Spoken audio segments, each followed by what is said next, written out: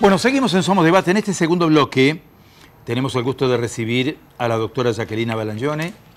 Es defensora general del Servicio Público Provincial de la Defensa Penal. Con ella vamos a abordar varios temas. En rigor, de verdad, los hay. ¿Cómo está, doctora? Buenas noches. Bien, Gracias bien. por estar con nosotros esta noche. Bueno, nos habíamos hablado hace ya prácticamente un año, algo más de un año, sobre el gran desafío que planteaba la defensa penal en la provincia con la nueva estructura del sistema penal, ¿no? Por un lado el Ministerio Público de la Acusación, por el otro lado el Servicio Público de la Defensa. Se ha avanzado mucho, se han hecho muchas cosas, se han logrado algunos objetivos importantes, pero lógicamente la tarea continúa, es enorme, el desafío es muy grande, ¿no? Desde lo estructural y desde la parte legal también, ¿no? Que es importante. Bueno, ¿qué balance ha hecho de este tiempo en el cual se ha trabajado tanto en el servicio público? Sí, llevo justamente un año, Un año. De gestión. Estamos trabajando, terminando, dándole los toques finales, los detalles finales al informe de gestión, que legalmente tenemos la obligación de presentar una vez al año en la legislatura. Lo estamos presentando la semana que viene para luego después ser citada por la legislatura a defender ese informe. Ya le ha tocado al A Baclini titular del Ministerio Público, sí, claro, justamente hoy, en estos días. con los diputados. Bueno, el balance es altamente positivo.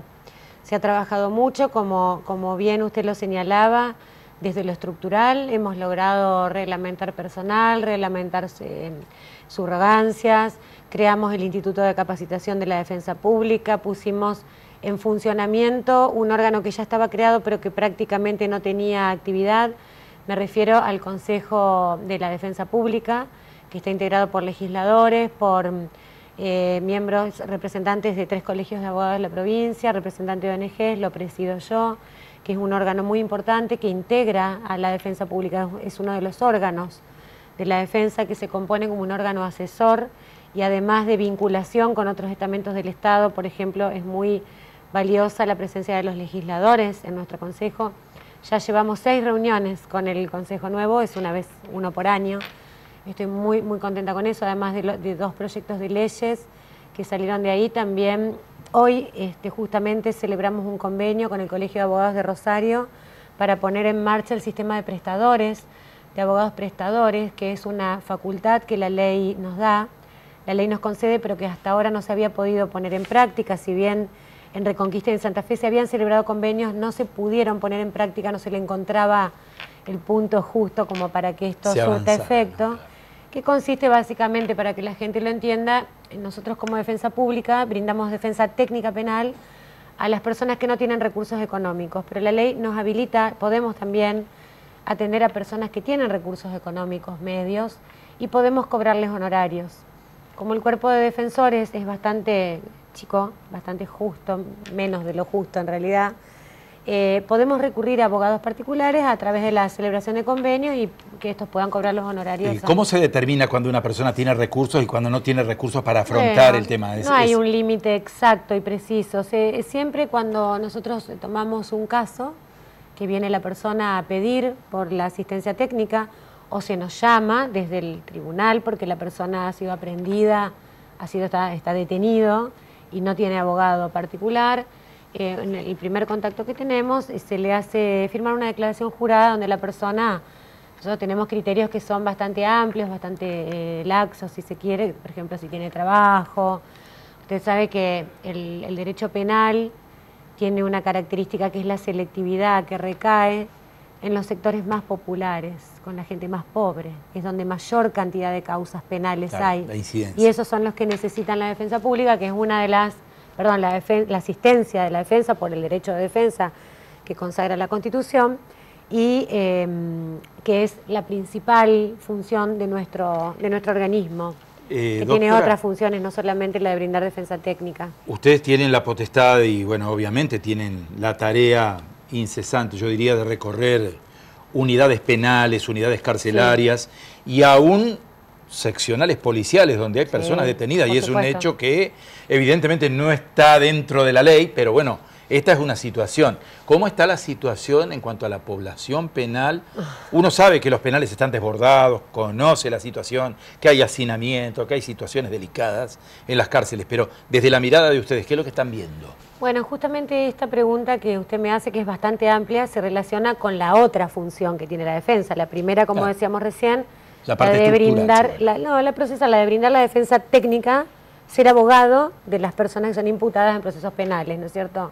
Esa es que son imputadas en proceso o de alguna manera ven restringida su autonomía y necesitan un habeas corpus o algo, una defensa técnica. Pero por otro lado, tenemos una misión que es muy importante, que es todo lo que tiene que ver con la defensa de los derechos humanos y la garantía de acceso y de no afectación de derechos humanos. En ese marco tenemos una doble función, una función de monitoreo e inspección, que lo realizamos en forma permanente, a través en una doble velocidad, digamos, a través de los defensores que pertenecen a unidades de ejecución o que son los defensores que van a visitar a sus asistidos a las cárceles, y también a través de un equipo que es del registro de tortura y malos tratos policiales, tratos crueles y degradantes, en el cual yo estoy directamente involucrada en mi trabajo y recorro junto a ellos con una programación que hacemos anualmente o periódicamente, y vamos determinando visitas que son anunciadas algunas y no anunciadas o sorpresivas otras, para poder recabar datos que son de acceso público. La ley nos manda la obligación, en el marco ese de la protección de los derechos humanos, que también lleva la difusión, la visibilización, la obligación también nos pone, una obligación orgánica en nuestro sistema, de armar una base de datos. Bueno, la provincia tiene, la defensa pública tiene un registro de tortura y malos tratos, como para sintetizar su nombre. Somos de las pocas provincias que lo tenemos. Esto se puso en funcionamiento en la primera gestión de la defensa. Yo lo vengo trabajando, lo recibo armado. No obstante, desde esta gestión, que es la segunda, se le imprimió un mayor dinamismo a este trabajo, con un compromiso permanente y personal desde la jefatura del organismo, que es unipersonal, recae en mí en este caso. Sí, entiendo. La gente sabe, el cargo mío es un cargo periódico, dura 6 años, y tengo que delinear en esos 6 años también la política para poder ir mejorando toda esta cuestión y erradicando todo lo que tiene que ver con la violencia institucional y con la práctica de la tortura.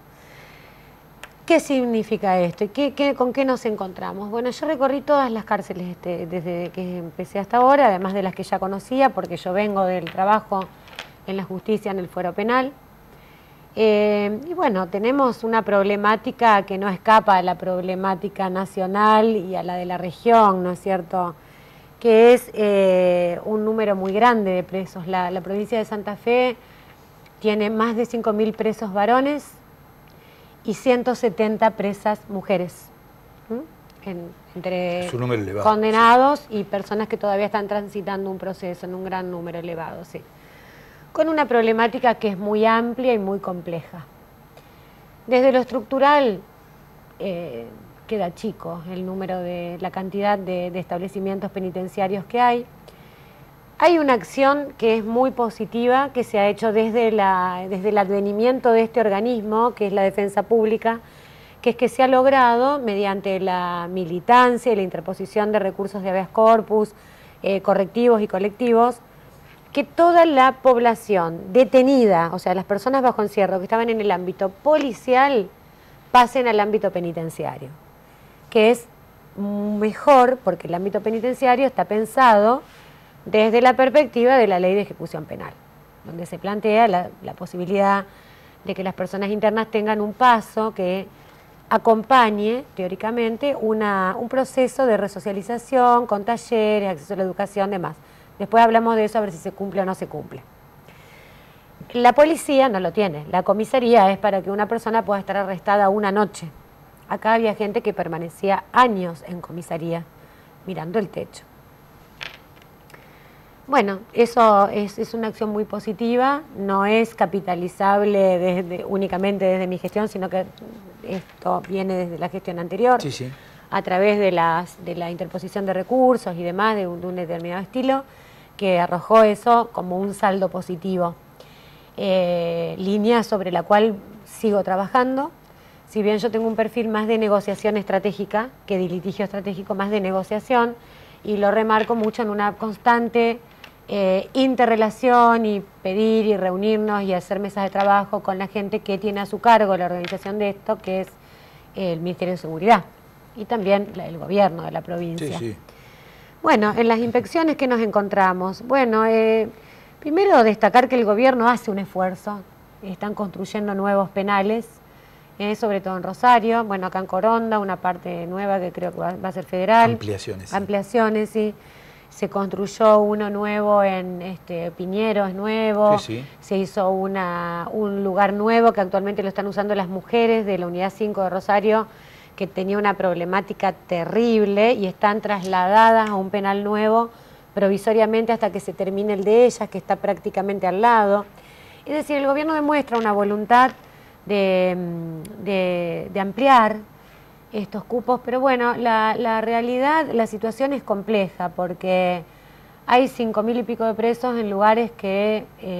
es el 1% de la población de la provincia. Es mucho. Si uno lo mira con valores porcentuales, es alto. Sí, es mucho. Bueno, el gobernador en su discurso de inauguración del año legislativo hizo una ponderación que tiene parte de acierto, que bueno, hay 2.000 presos más, lo cual indica que el tema de la seguridad de alguna manera ha bajado.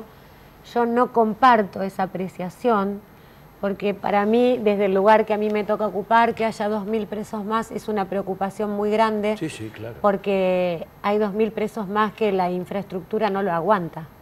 Que haya esos 2.000 presos más implica que se estén afectando derechos que tienen y no respetando cuestiones que están en las convenciones y en los tratados y que son de cumplimiento obligatorio para la provincia y para el Estado Nacional y que además potencialmente, hipotéticamente pueden generar algún tipo de responsabilidad. Uno se plantea una convivencia muy difícil, ¿no? En un penal es muy difícil. Semejante cantidad de detenidos. Sí, yo recorro los pabellones, entro, me quedo charlando con los internos, palpo, lo veo, sacamos fotos con un equipo que tengo. No es algo que a mí me lo cuenten, no es un informe que yo recibo de un equipo y lo leo. Lo vivo, lo camino, me meto en las celdas, veo cómo viven, qué tienen, qué no tienen, cómo es. Y bueno, y más allá de la buena voluntad, como yo le decía, acá hay prácticas y, digamos, es el sector más olvidado de la ciudad, de la población, de la nación. Es otro mundo. Realmente. Es otro mundo. A la gente le cuesta entender y a veces dicen, bueno, ellos cometieron un delito, que lo paguen. Pero la gente tiene que entender y tiene que mirar esto con una cabeza, con una mirada que tiene que ver con qué pretendemos nosotros de esa gente. Cómo vuelven a la sociedad. En estas circunstancias y recorriendo lugares que no se les permite, digamos, actualmente hay una emergencia laboral y educativa en las cárceles. 50% de los presos no tienen hecha la primaria, son analfabetos en su gran mayoría, de ese 50%. El resto tienen una primaria incompleta. De los que tienen alfabetización, muy pocos tienen incompleta la secundaria. Prácticamente son nulos los porcentajes en otro tipo de acceso a la educación. Mientras están transcurriendo el proceso de condena, es irrisorio el cupo educativo que hay. Porque se piensa la educación en las cárceles desde una mirada, desde la educación clásica de las personas que además tiene toda una crítica, la escuela tradicional y demás. Entonces, si nosotros pensamos el acceso a la educación adentro de una cárcel, como podemos pensar una escuela primaria en un barrio cualquiera, de niñas y niños en estado de libertad, hay algo que no va.